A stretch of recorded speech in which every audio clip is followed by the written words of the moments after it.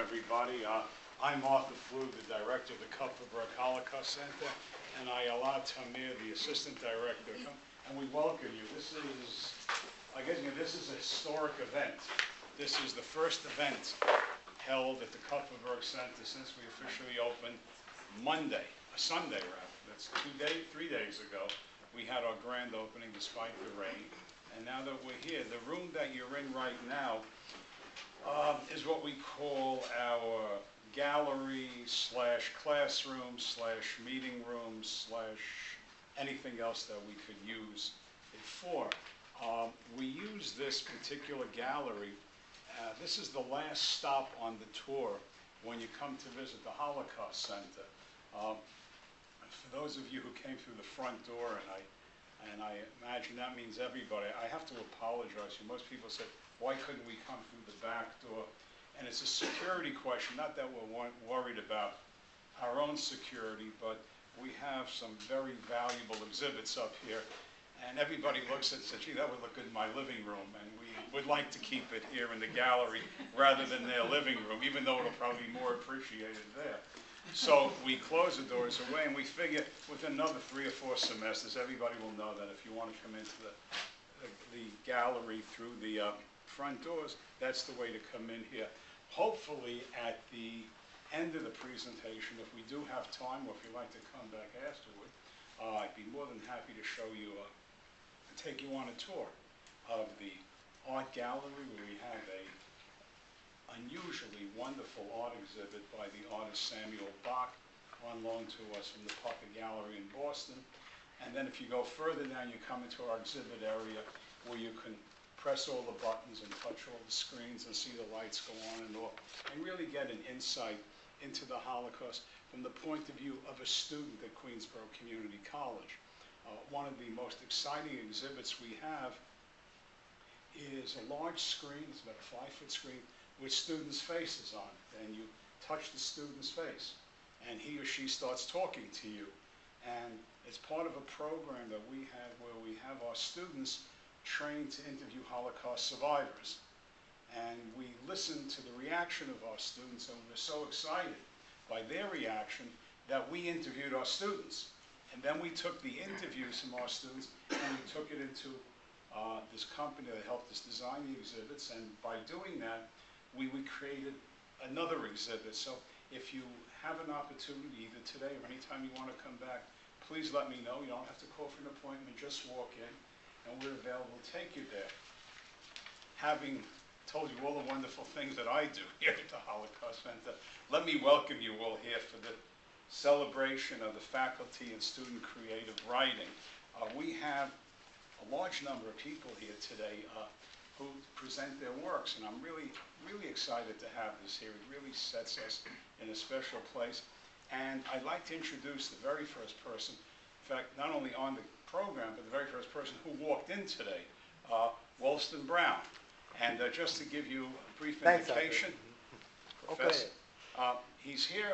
You can read here what he has. In fact, I won't read for any of them except one, because we have a very special announcement to make later on as we go through. So, Wolston. Thank you.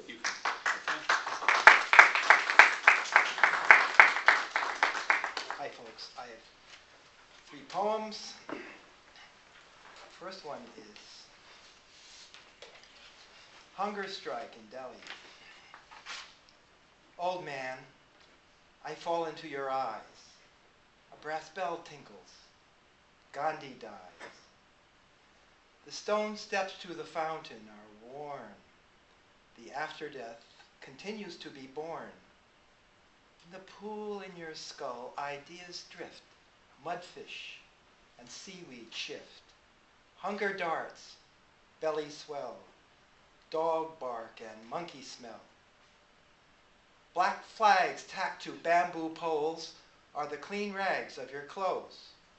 You are a stick man drawn by children. How could a stick man have so many children?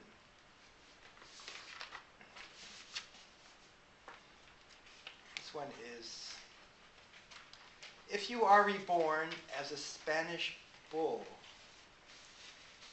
preserve your life and avoid the ring by being pliant when humans are present. Don't chase little boys that throw stones or lunge at men that poke you with poles. They are testing for the aggressive bulls that have the spirit to chase the cape. Be calm, peace-loving. You can defend your herd while humans sleep. But if your bull nature is too strong and you forget to remember, you will be selected. Prepare for death with dignity by knowing how humans try to fool you. Follow these rules. Stay away from the knives. Do what they do not expect. When you are driven out of the dark tunnel of the light, blinding, the noise of the crowd, deafening, the smell of the sand soaked with the blood of your murdered brothers, maddening, take time to settle yourself. The big capes are harmless. Lunge at them, but watch their feet. The horse lancers do not go to the ring wall to maul the padded horse. They will stab you to weaken your back. Stay near the center and taunt them by snorting and pawing the earth. They will approach you on opposite sides. When they get close, circle behind one, kick out the horse's back feet. When the lancer falls, trample him. The second lancer you must charge. Rise up and strike his body with your forefeet.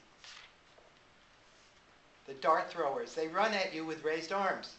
Run away. If they get close, keep them in front of you. Strike them with your hooves. The small capes. Chase the cape until he gets a shiny sword. Then attack his body with your legs. Knock him over. They will have to get a gun.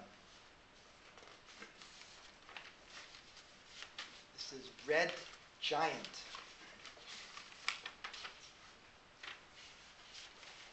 Our morning star, the sun, will slowly expand tenuous filaments which stretch outward to cook and absorb Mercury, then Venus, while we stare upward through our steel glass domes at the enormous blood ball eclipses half the sky and silently boils, charring the earth. We retreat to Mars, then the moons of Saturn, the melted ice of Titian, the volcanoes of Io, until the sun calms and shrinks back into a white dwarf, and we return to Earth to huddle close to the embers and try to warm ourselves in the long twilight of our evening star. Thank you.